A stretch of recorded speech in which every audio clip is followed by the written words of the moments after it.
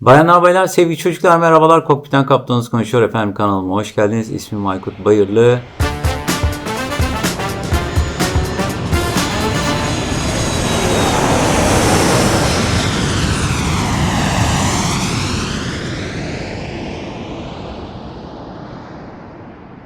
Bugün yine sizinle önemli bir konu konuşacağız. Yaz aylarındaki operasyonumuz, uçuş düzenimiz nasıl oluyor, ne gibi problemlerle karşı karşıyayız? Sizlerin tatilde olduğu bu güzel zaman diliminde biz nasıl operasyon yapıyoruz? Bunu sizlere anlatacağım efendim, ben de kalın.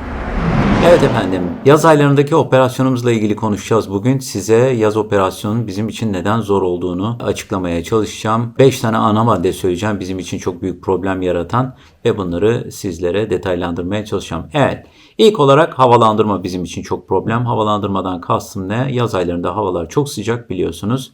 Avrupa'da dahi gittiğimiz yerlerde sıcaklık problem oluyor. Ama Türkiye'de hava sıcaklıklarının çok yüksek olduğu iller var. Antalya gibi, Adana gibi, Gaziantep, Diyarbakır gibi, İzmir gibi. Buralarda operasyon yapmak gerçekten zor. Hatta Kıbrıs'a gittiğimizde de öyle. Hem nemli hem sıcak. Bazı durumlar var. Uçakta APU dediğimiz üçüncü bir motor var. Bu da bir jet motoru. Saatte yaklaşık 40-50 kilogram kadar bir yakıt yakıyor. Biz bunu iki maksatla kullanıyoruz. Çalıştırdığımız zaman uçak için hem elektrik ya da havalandırma için oranın havasından yararlanıyoruz. Ama bunun arızalı olması uçağın uçması için engel teşkil etmiyor. Çünkü uçakta başka elektrik ve hava üreten bölümler var. Ancak motor çalıştırmadan önce uçağın kendi kabiliyetiyle soğuk hava elde edebileceğimiz, yani klima bir anlamda sıcak havada aynı zamanda elde edebileceğimiz kaynaklardan bir tanesi bu. Bu arızalı olduğu zaman sadece belki boarding esnasında görmüşsünüzdür. O da bazı meydanlarda, bütün meydanlarda yok. Sarı bir hortum olur. Uçağın alt tarafından uçağa bağlanır.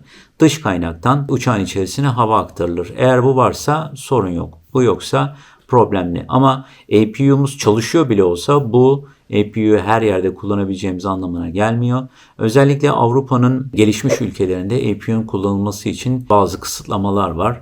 Bu kısıtlamalar gate'ten, yani kapıdan ayrılmadan birkaç dakika öncesinde APU'yu çalıştırabiliyoruz ya da uçuş bitiminde köreye geldiğimiz zaman motorları kapattıktan sonra yine birkaç dakika bu APU'yu çalıştırmamıza izin veriyorlar. Sebebi ise hem gürültü, çok fazla gürültü yaratıyor, hem de kirlilik. Düşünün, bazı büyük meydanlarda aynı anda 200-300 uçak olabiliyor. Bunların hepsinin APU'sunu çalıştırdığını ve o andaki gürültüyü ve kirliliği düşünün. Bu tabii ki oldukça büyük bir miktar. Buna izin vermiyor tabii ki meydan otoriteleri. O yüzden biz de limitli zamanlarda APU'yu çalıştırıp oradan hava kullanabiliyoruz. Peki bu durumda ne oluyor? Bir de bunun üzerine slot dediğimiz uçuşa başlayabileceği zaman dilimi söz konusu. O da neden oluyor? Slot dediğimiz kalktığımız meydanın, üzerinden uçtuğumuz hava sahalarının ya da indiğimiz meydanın, ulaşmak istediğimiz meydanın trafiğinin kalabalık olmasından dolayı hava trafik kontrolörlerinin belli kapasitedeki uçaklara hizmet verebilmesinden dolayı uçaklara belli bir kalkış ve iniş zamanı veriyor. Ama kurallara göre biz eğer ki normal schedule, yani planlanan kalkış zamanımıza yakın bir slot zamanı almışsak çok fazla kale almıyoruz. Boarding'e başlıyoruz. Çünkü uçak her şeyle hazır olduğunda push B'ye başlayabilecek, yani uçuşa başlayabilecek konumda olduğu zaman slot vakti gelmemiş olsa bile hava kontrolü ünitelerine hazır olduğumuzu söylediğimiz zaman onlar da ilgili yerlere mesaj çekip herhangi bir boşluk buldukları anda bizleri araya sıkıştırabiliyorlar. O yüzden atıyorum 2 saat sonraya slot gelmiş olsa bile böyle hazır olduğumuzu bildirdiğimizde belki de 15 dakika içerisindeki ilk fırsatta bize tekrardan çalıştırma izni verebiliyorlar. Bunu değerlendirebilmek adına bazen mecburen boarding'e başlıyoruz.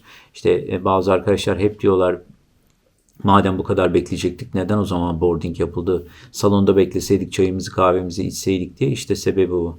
Bir an önce yolcuları uçağa alıyoruz ki bu esnada hazır olduğumuzu bildirdiğimizde eğer ki o slot zamanı ile ilgili bir iyileştirme mesajı gelirse bize, gönderdiğimiz mesajın cevabı olarak, o zaman uçuşumuza 2 saat değil de belki 5-10 dakika içerisinde başlayabiliyoruz bu fırsatı kaçırmamak için. Ama bu esnada tabii ki APU çalışmıyorsa ne oluyor? İçeride çok havasız bir ortam oluyor. İnsanlar tabii ki bunalıyorlar bu işten. Uçakta 180-200 civarında yolcu olduğunu düşünürsek büyük uçaklarda daha fazla. İçeride sadece sıcaklık olmuyor. İnsanların o nefes alıp vermesinden dolayı nem de oluşuyor. Kapalı ortamda bulunmak istemeyenler, bu nemin ağır geldiği solunum rahatsızlıkları olan kişiler için bu tabii ki sıkıntı verici bir durum. İşte buralarda belki kapılar açtırılabilir, ne bileyim güneşlikler indirilebilir ama tabii bunlar çare olmuyor. Çünkü gerçekten içerisi çok sıcak oluyor. Hatta bu aralarda bunalıp emergency kapıları açıp üzerinde kayılarak uçağı boşalttığımız emergency çıkış malzemelerini istemeden patlatıp kullanmak durumunda kalan yolcuların olduğu uçuşlar olmuştu. Buna dikkat etmek lazım. İkinci konu, performansla ilgili sıkıntılar olabiliyor. Performansla ilgili nasıl bir sıkıntı olabilir? Biz her kalkıştan ve inişten önce mutlaka o anki bulunduğumuz meydanın koşullarına girerek sıcaklığını, işte altimetresini, ağırlığımızı, hangi pistten kalkacaksak onları girip bilgisayarlarımızda bir hesaplama yaptırıyoruz. O hesaplamaya göre uçağın hangi güç durumuyla kalkacağını belirliyoruz. Tabii burada sıcak aylarda sıcaklık yükseldikçe havanın yoğunluğu düşüyor. Yani aynı miktarda hava motorun içerisine girmiş olsa bile motorun etkinliği daha olmuş oluyor. Ve o yüzden de kaldırabileceği yük düşüyor. Ama tabii ki yaz aylarında çok fazla seyahat edildiği için uçaklar genellikle dolu oluyor. Özellikle de yüksek meydanlardan, yani basınç irtifası yüksek meydanlardan kalkılıyorsa, Van gibi işte ve etrafı dağlıksa, o zaman hem o engelleri temizlemek hem de düşen gücü bir şekilde elimine etmek için tabii ki daha yüksek motor şartları, daha yüksek motor güçleri kullanmak durumunda kalıyoruz. Bazen o pist kalkışa izin vermeyebiliyor. Öteki taraftan, yani belki de engellerin daha az olduğu taraftan kalkmayı düşünebiliyoruz. Öyle olduğu halde hiçbir şekilde ağırlığın kurtarmadığı çok sıcak havalarda işte o sizin hiç sevmediğiniz o valiz indirmeler söz konusu olabiliyor. Çünkü ağırlığı başka türlü azaltmanın imkanı yok. Ya yolcu indirilecek ya da valizlerden indirilmesi gerekiyor. Bu türlü tatsız olaylar yaşanabiliyor. Bir başka konu slot ve gecikmeler. İlk maddenin içerisine birazcık anlattım. Bu slotlar neden oluyor? İşte kalkış meydanı çok yoğun olabilir. Belli saat içerisinde belli miktardaki kalkış trafiğine izin verebilir. Ya da uçtuğunuz rota üzerindeki ülkeler bir saat içerisinde belli bir kapasiteye sahiptir. Onun haricinde trafiğin uçmasına izin vermez. Çünkü uçaklar arasında onların kurallarına göre belli bir ayrım hem zaman olarak hem mesafe olarak olması gerekir. Bunun haricinde uçak kabul edemediği için, ama yaz ayları da tabii çok yoğun olduğu için, bütün şirketlerin bütün uçakları uçtuğu için bu hava sahaları yoğun oluyor. Özellikle yoğun meydanlara giden rotalarda hemen hemen aynı ülkeler üzerinden geçtiği için buralarda tabii ki çok fazla trafik kabul edemiyorlar. Keza iniş meydanı için de öyle. Çok yoğun bir meydana gidiyorsanız, hem kargo meydanı hem de çok fazla turistin gittiği bir meydansa, Türkiye için yaz aylarında Antalya, yılın 12 ayında İstanbul. Bunlar tabii ki yoğun meydanlar, her zaman sabah saatlerinde Adana, sanayinin yüksek olduğu ve uçuşun çok fazla olduğu şehirler.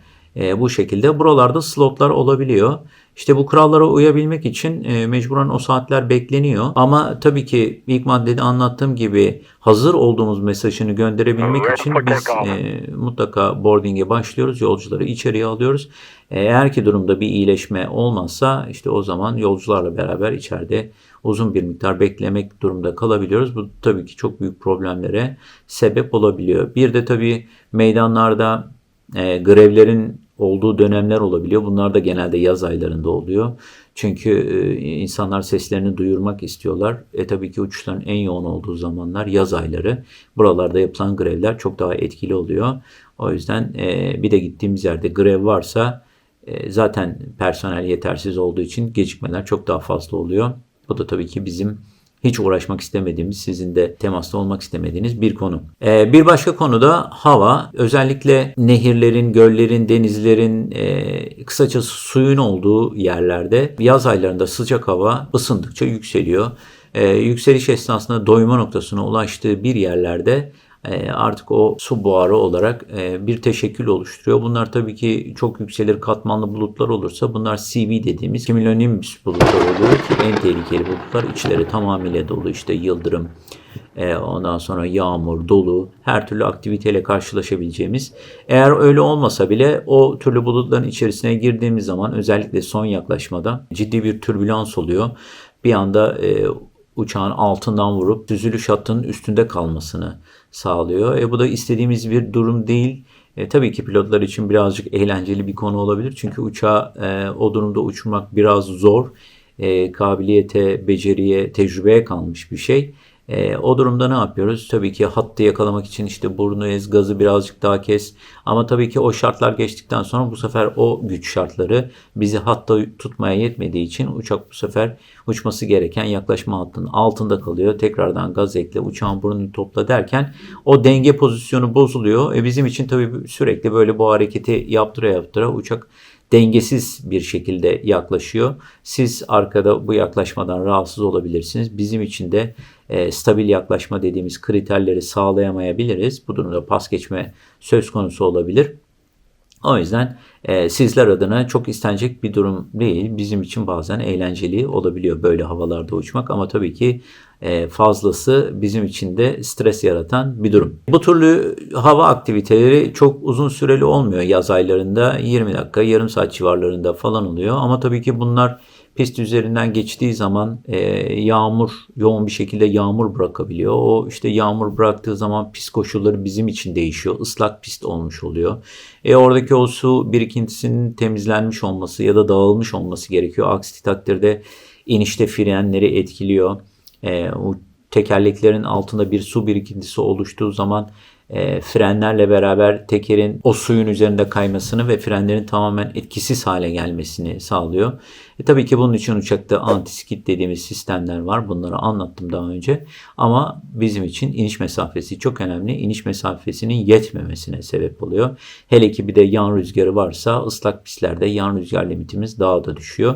O yüzden bu limitlerin üzerinde bir rüzgar da söz konusuysa o piste, o şehre inemememiz dahi söz konusu olabiliyor. Onun için bizim adımıza bu türlü hava olayları kritik oluyor. Yazında kimi meydanlarda sık sık karşılaştığımız türden olaylar bunlar.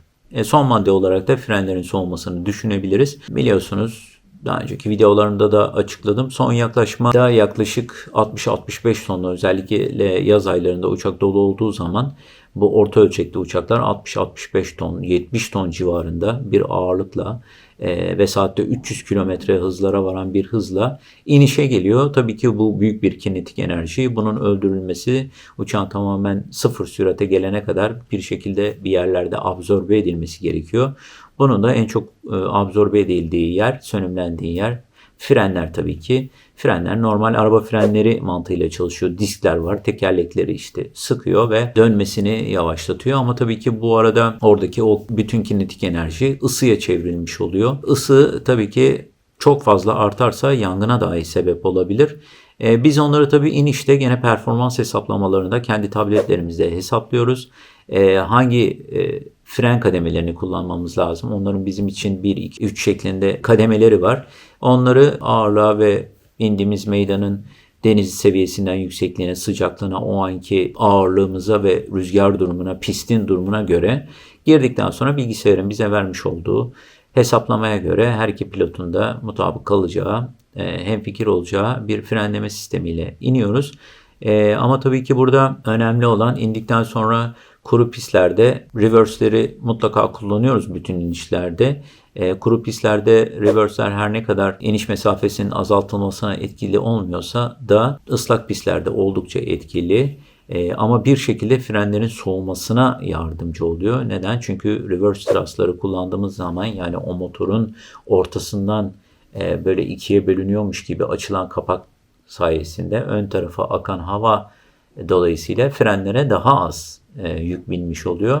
O yüzden daha az ısınmasını sağlamış oluyoruz ve bu da bize o turnaround dediğimiz yani uçakların iki uçuş arasındaki bekleme süresini birazcık daha kısaltıyor. Çünkü bir sonraki uçuşta tekrar kalkışa geldiğimiz zaman yeni bir hesaplama yaptığımızda o frenlerin artık bizim için uçuştan vazgeçersek yani kritik sürate gelip de uçuştan vazgeçtiğimiz anda tekrardan o uçağın bütün enerjisini absorbe edebilecek kadar soğumuş olması gerekiyor. Aksi takdirde yangına sebep olabiliriz. Tekerleklerin patlamasına sebep olabiliriz. Bunlar bu açıdan çok önemli. Bizim frenlerimiz de gene arabalardaki gibi aynı mantıkla soğuyor. Etrafından akan hava sayesinde o diskler kendi sıcaklığını dış hava sıcaklığıyla değiştirerek bir şekilde kendisini soğutmuş oluyor. Tabii körükten ayrıldıktan sonra kalkış pistine gidene kadar ya da inişten körüğe gelene kadar ya da park pozisyona gelene kadar ara ara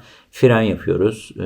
Çünkü taksi yolu üzerinde ya da diğer uçaklar pist başına giderken ya da kendi park yerlerine girerken onları beklemek durumundayız ya da süratimizi ayarlamak durumundayız. İşte bu kullandığımız fren de frenlerin toplam enerjisi üzerine birazcık daha yük bindirmiş oluyor. Bütün bunlar hesaba katıldığı zaman park yerine gittikten sonra tamamen motorları susturup zamanlamayı başlatıyoruz ve ona göre bir hesap kitap yapıyoruz. Evet efendim, size kabaca bugün yaz aylarında sizler güzel güzel tatillerinizi yaparken bizler uçuşta ne türlü işlerle uğraşıyoruz? Sizlerin yolculuk yaparken karşılaştığınız sorunların ana kaynağı neler? Bunları kısaca anlatmaya çalıştım. Umarım faydalı olmuştur.